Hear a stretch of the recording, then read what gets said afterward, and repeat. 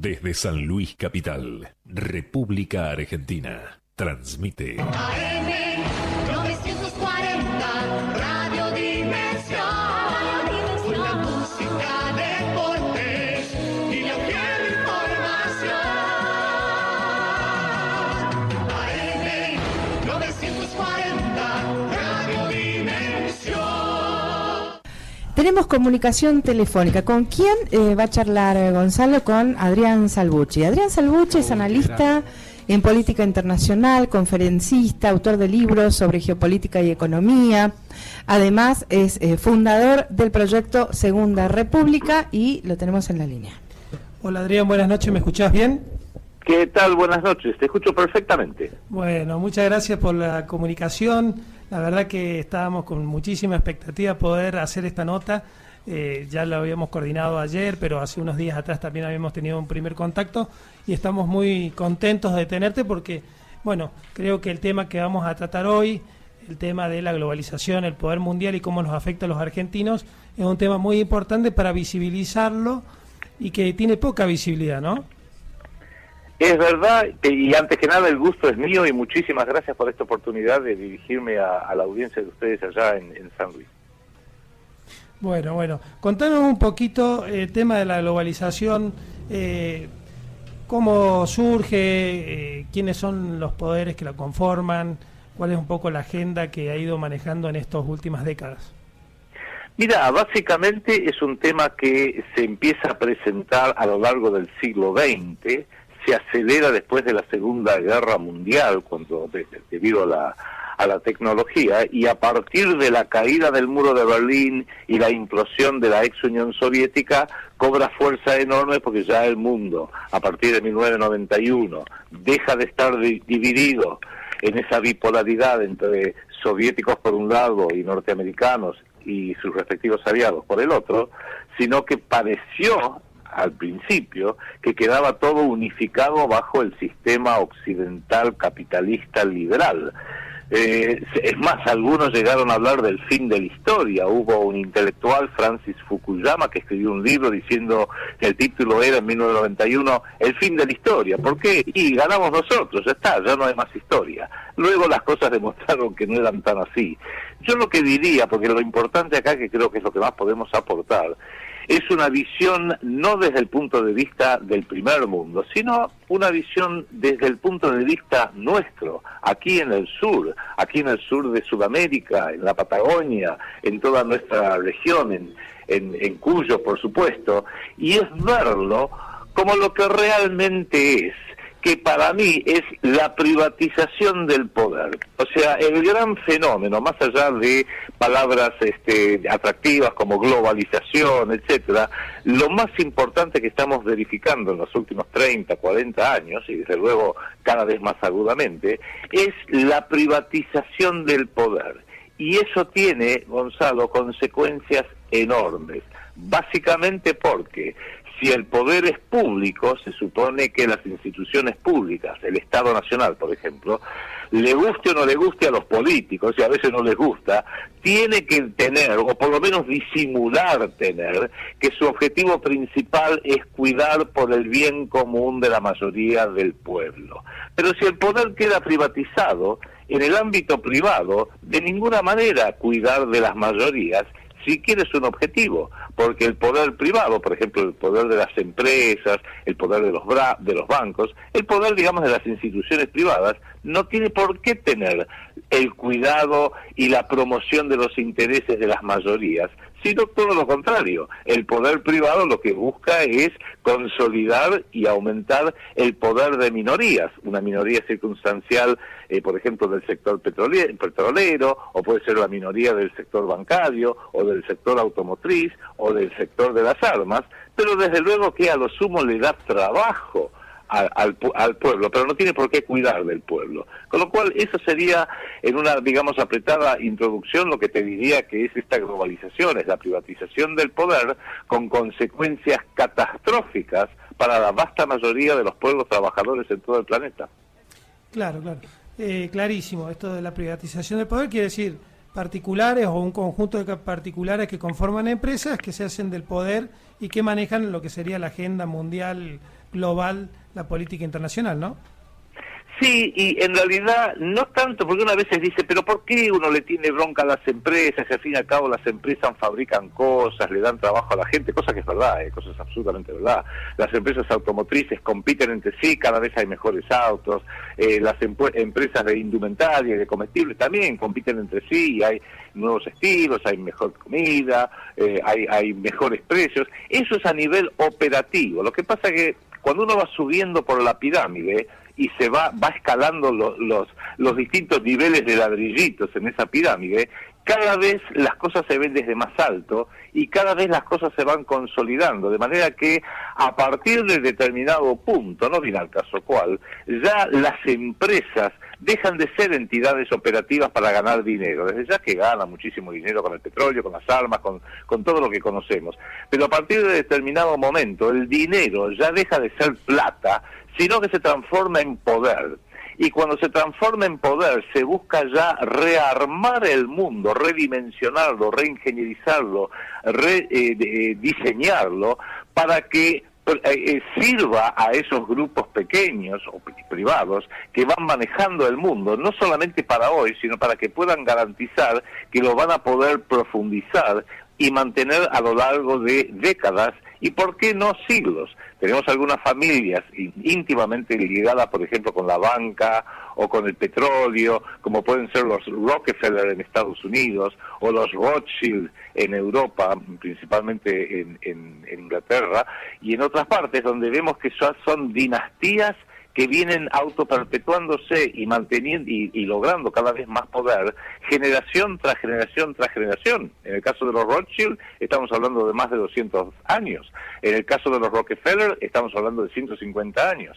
Y uno diría, bueno, ¿esto ha favorecido a la humanidad? Y uno puede tener muchas opiniones distintas, porque uno podría decir, bueno, de repente hay grandes empresas, esas grandes empresas han promovido el petróleo, han hecho que haya plantas que fabrican autos como la Ford o General Motors, pero en realidad cuando uno ve la situación del obrero en cualquier parte del mundo, los avances tecnológicos que se han ido dando, y proyecta cómo podría vivir el pueblo, por ejemplo la Argentina, cómo podrían vivir los 44 millones de argentinos dentro de este sistema capitalista mundial, y luego observa cómo viven realmente, y uno dice, pero esto es absolutamente inadmisible, porque con la tecnología moderna, los 44 millones de argentinos que somos muy poca población para un territorio tan grande, y con las riquezas que tiene la Argentina, tendríamos que vivir como suizos, tendríamos que vivir como millonarios todos, o por lo menos vivir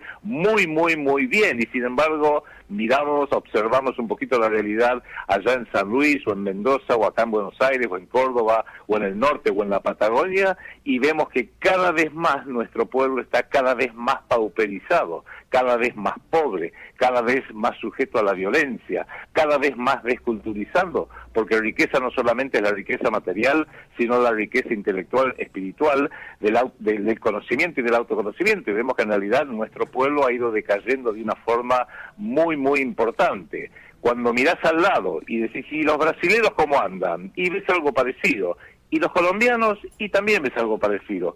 Y los mexicanos, y también ves algo parecido. Y acá voy a hablar de mi propia experiencia, porque yo tengo unos cuantos añitos. Yo me crié en Estados Unidos, he viajado a lo largo de las décadas, muchas veces a Estados Unidos, y también te puedo decir lo mismo. El pueblo norteamericano, no los dirigentes, el pueblo norteamericano está cada vez más desculturizado, más obeso y mal alimentado, sujeto a mayores grados de violencia, y uno diría, también ellos no están demasiado bien, con lo cual ya entonces no es un conjunto de errores, sino que uno puede concluir inteligentemente que se trata de un modelo planetario, y cuando hay un modelo que se impone a lo largo del tiempo es porque hay alguien que lo está imponiendo.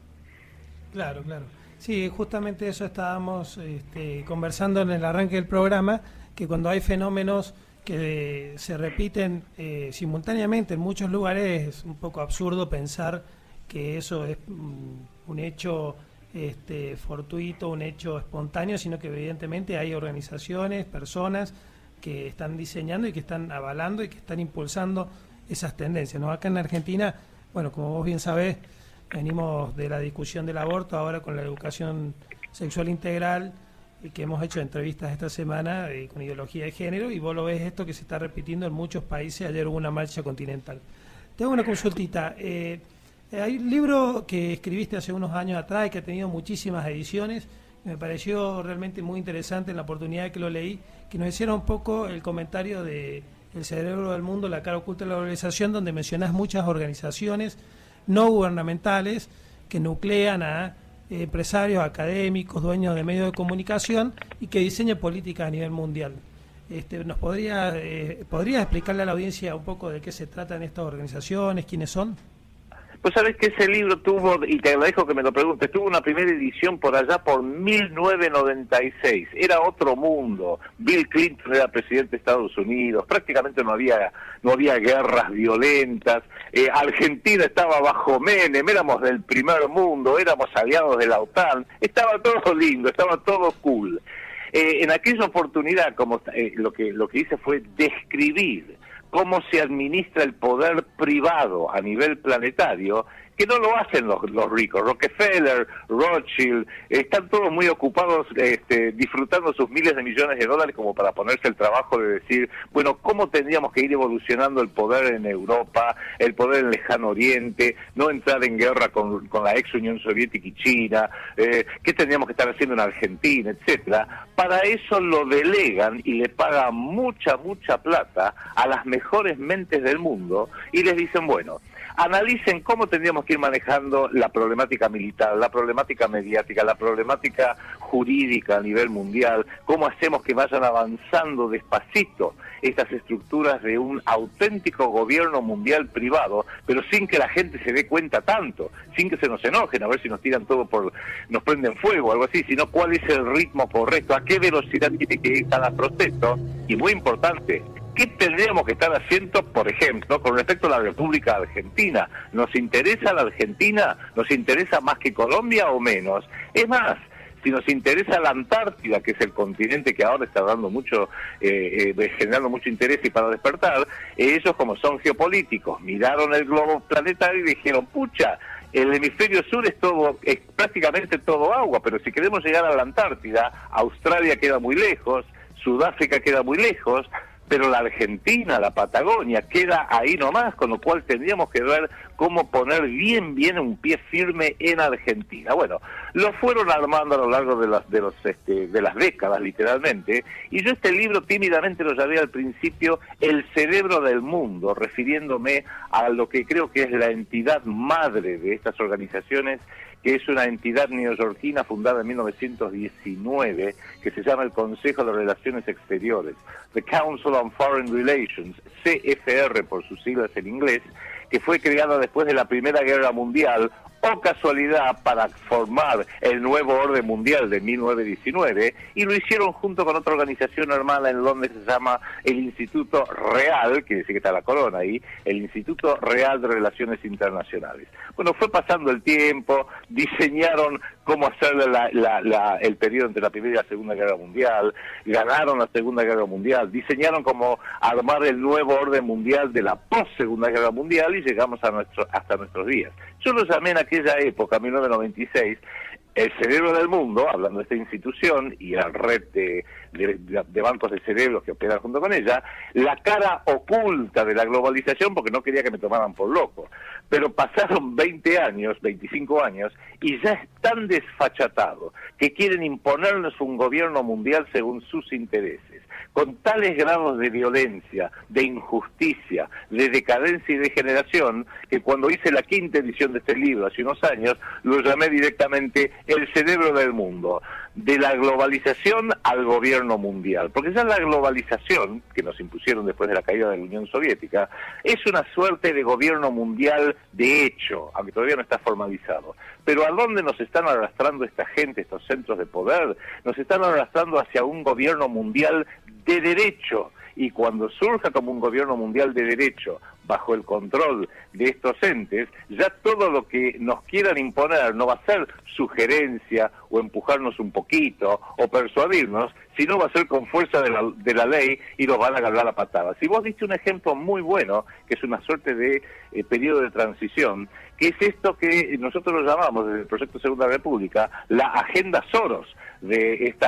Tiene varias instituciones, pero la principal institución, el buque madre, por así decirlo, es el Open Society Institute, la sociedad de la Fundación de la Sociedad Abierta, que tiene básicamente 3 ejes de este señor Soros para degenerar y destruir la fibra social de todos los planetas, y está particularmente ensañado con la República Argentina. Imponer el aborto, imponer la degeneración en la educación sexual, destruyendo la mente de nuestros chicos. Y tercer eje es generar narcos países, como ya empezó a hacer con el Pepe Mujica en Uruguay, en el 2013, junto con David Rockefeller. Literalmente fueron David Rockefeller y George Soros para hablar con el presidente Mujica de Uruguay, y como están haciendo en la provincia de Jujuy, en la República Argentina, donde el gobernador Gerardo Morales, aliado del gobierno de Macri, ya ha autorizado cultivos de cannabis con un laboratorio chileno para empezar a armar el narco país en la Argentina. ¡Qué contradicción!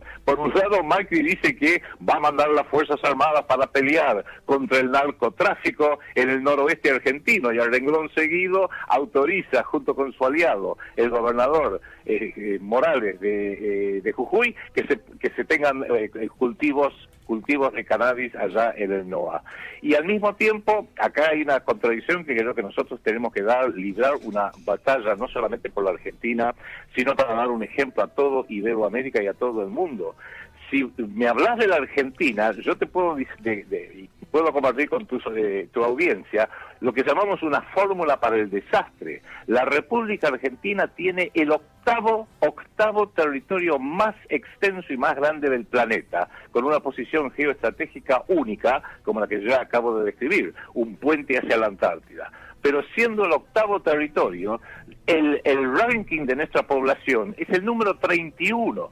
O sea que somos un país subpoblado, somos un país al que le falta gente, somos un país al cual tenemos que poblar, tenemos que poblar muy especialmente la Patagonia. La gente, nuestro pueblo olvida que las 5 provincias patagónicas, Río Negro, Neuquén, Chubut, Tierra del Fuego y Santa Cruz, en su conjunto tienen una población de menos de 2.400.000 habitantes. Está prácticamente despoblado. Aquí donde vivimos nosotros, en Buenos Aires, el partido de La Matanza, que es un puntito en el mapa de la patria, tiene también 2.400.000 habitantes. Mirá vos qué desequilibrio demográfico que tenemos. Con lo cual, si hay un país que necesita población, es la República Argentina, y sin embargo, esta Agenda Soros, financiada con miles de millones de dólares, que incluye también los dólares de Paul Singer, el buitre al cual Mauricio Macri le regaló 2.470 millones de dólares en abril del 2016, apenas 4 meses después de asumir, que le valió que la revista Time le hiciera un panegírico al presidente Macri, que fue descrito nada más y nada menos que por Paul Singer, diciendo que era un héroe, que era fantástico, etcétera, etcétera. Claro, a mí si me regalaran 2.400 millones de dólares, quizás también me sentiría muy complacido con esa persona, especialmente cuando parte de ese dinero lo utilizó Paul Singer para salvar a otro amigo de él, otro socio, Germán Efromovich, dueño de Avianca, que estaba a punto de quebrar, y después Avianca usó ese dinero para comprar Macaire Jet, la línea aérea de la familia Macri. Es un círculo de negocios que sirve perfectamente. Pero volviendo al tema principal, nosotros necesitamos todo lo contrario. Necesitamos que las familias argentinas tengan 4, 5, 8, 10 hijos, que no se queden hacinados en las villas miserias de Buenos Aires, del Gran Rosario y del Gran Córdoba, sino que el gobierno promueva la fundación de 500 nuevas localidades en la Patagonia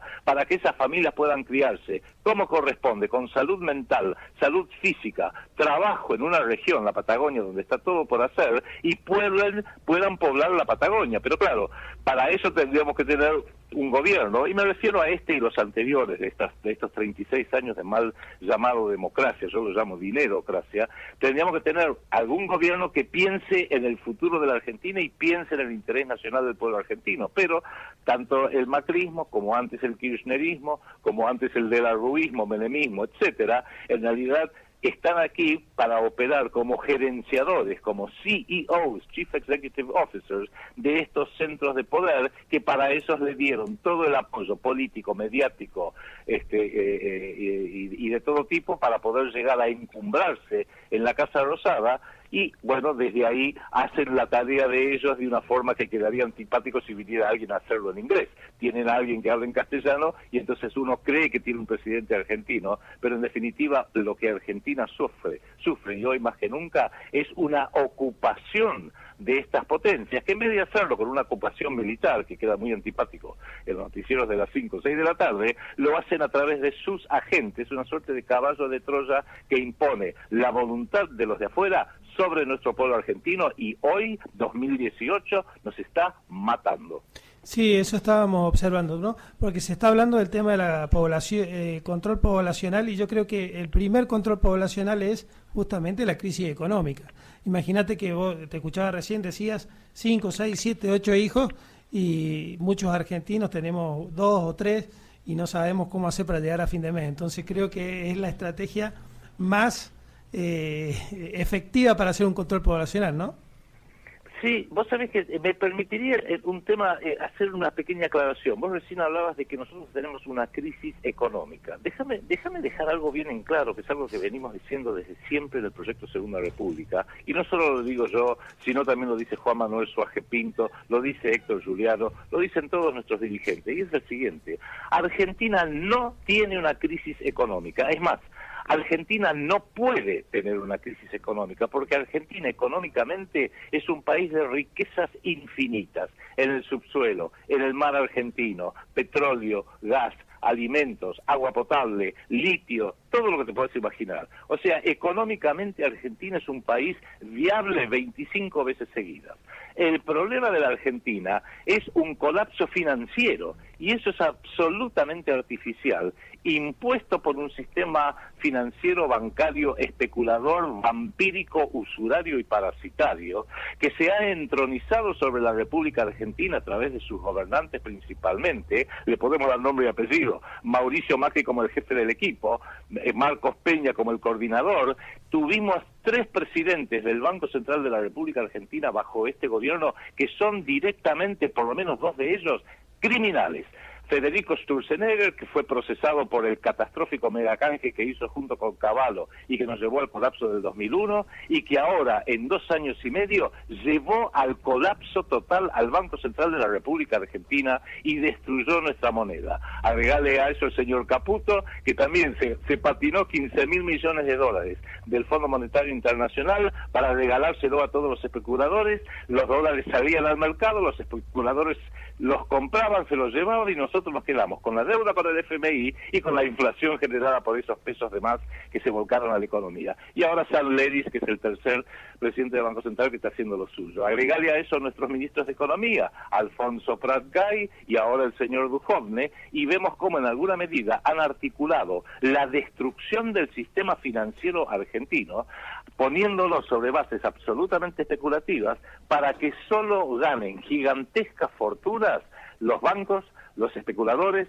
y aquellos que, lo que es eufemísticamente llamado por los grandes medios, que son parte del problema, La Nación, Clarín, TN, Infobae, lo que son llamados los inversores, que en realidad son unos criminales que debían estar todos absolutamente presos. En otros países lo están. Algunos países como Islandia dieron excelentes ejemplos de que en vez de pagar las deudas de estos delincuentes, hay que meter a esos delincuentes en la cárcel durante muchos años. Encerrándolos vas a ver cómo se cierra muy rápidamente el problema. Pero claro, en realidad tenemos hoy un gobierno que dice: no hay dinero para aumentar a los maestros, no hay dinero para aumentar a la policía, no hay dinero para más viviendas, no hay dinero para subvencionar el terrible problema que estamos teniendo todos en pagar la luz, gas, teléfono, los peajes. Macri se aumenta los peajes en su propia autopista del Sol aquí en Buenos Aires. No hay dinero para ayudar al pueblo, pero a renglón seguido el Banco Central de la República Argentina da todas las semanas intereses del 74% a todos estos especuladores que compran primero las famosas LEBAC, las letras del Banco Central, y ahora las LELIC, las letras de liquidación, que tienen una diferencia. Las de antes eran por 30 días, estas son por 7 días. Con lo cual tenemos un pequeño ejército de malparidos que se llevan todo el dinero y lo hacen porque hay un presidente que avala todo este crimen, y está hecho de forma tal que la mayoría de la gente, el pueblo trabajador, que está muy ocupado trabajando y siendo honesto, porque no es delincuente y criminal como lo son nuestros gobernantes, no se da cuenta de lo que está ocurriendo. Entonces no ve cómo nos están robando, con el agravante que no solamente nos están robando la economía en pesos, sino que al mismo tiempo nos están volcando sobre nuestras cabezas endeudamiento en dólares, de lo cual el acuerdo con el Fondo Monetario Internacional de los últimos meses es el peor ejemplo, y todos nos damos cuenta porque digamos que se nota que hoy no gobierna Macri, hoy gobierna Christine Lagarde. Cada 2 por 3 vemos fotos de Macri con Christine Lagarde escuchándola, Duhovne con Christine Lagarde escuchándola, antes Caputo con Christine Lagarde escuchándola, Marcos Peña con Christine Lagarde escuchándola. Creo que si camina como un pato, hace cuac como un pato y hace ya sabemos qué como un pato, es porque es un pato, y hoy la presidenta de la República Argentina es Christine Lagarde. Pero, y esta es la gran alerta que le damos al pueblo argentino, nosotros no la votamos a Christine Lagarde, el que la puso en funciones y le cedió el puesto se llama el presidente Macri, con lo cual hoy creo que el pueblo argentino está en una disyuntiva tremenda, donde tiene que empezar a pensar cómo hace para salir de esta trampa, sin violencia, sin violar las leyes, pero sí de una forma u otra salvarse, porque cada minuto que sigue este sistema nos va hundiendo más. Creo que queda claro, porque el artículo 21 de la Constitución Nacional nos indica claramente, a grandes rasgos, que cuando se usurpa la Casa Rosada, hay derecho de hacer algo al respecto. Y llegar a la Casa Rosada con un sistema de mentiras para luego hacer lo contrario, creo que conforma una usurpación del poder político en la República Argentina. Sí, eso estamos presenciándolo. Tuvimos también el lunes en la apertura del programa con Héctor Juliano, y nos había explicado un poco una situación alarmante de endeudamiento y de la cifra millonaria que se paga por día en intereses, 1.100 millones de pesos. Me parece realmente un escándalo, ¿no? Adrián, realmente da para charlar muchísimo porque hay un montón de temas. Te voy a estar contactando nuevamente. Me gustaría que en la próxima nota nos cuentes un poco las propuestas de la iniciativa política que ya vienes trabajando hace años del proyecto Segunda República. Creo que es muy valioso. Hemos notado nosotros que a raíz de toda esta disconformidad y también que nos han violentado los valores de los argentinos, se ha ido formando de a poco nuevos frentes y propuestas políticas, ya un poco cansado de los partidos tradicionales que han traicionado al pueblo argentino, ¿no? Estoy a tu absoluta disposición, Gonzalo, y la de todo tu equipo de producción. Avísame cuando quieras que sigamos esta charla, cuando tú quieras. Y el proyecto Segunda República lo que pretende ser hoy es la voz de la vasta mayoría del pueblo trabajador, que es silencioso mayormente, porque está siendo silenciado por los multimedios, los grandes multimedios y la gran fuerza del dinero, que por supuesto no quiere que se escuche esta voz alternativa, que es la que realmente clama la vasta mayoría del pueblo. ¿Por dónde te pueden escuchar la audiencia? ¿Te puede ver por YouTube, el TLV1? Sí, bueno, nosotros tenemos, gracias a Juan Manuel Soaje Pinto, que es el fundador y director ejecutivo del canal TLV1, Toda la Verdad Primero, donde ahí hay una amplia programación, siempre desde el punto de vista de lo nacional, en lo cultural, en lo económico, en lo filosófico, en lo político, en todo el sentido de la palabra. Y ahí con Juan Manuel comparto un programa que se llama Segunda República, que lo grabamos todos los martes semanalmente, y luego cualquiera que entre en el sitio canal TLV1 va a poder ver toda la programación permanentemente. Bueno, muchísimas gracias, Adrián, que descanses, y saludos y cariños a toda tu familia y a todo el equipo de allá de Buenos Aires. Lo mismo para vos, y un fuerte abrazo a vos, al equipo y a toda tu audiencia. Nos vemos, hasta luego. AM 940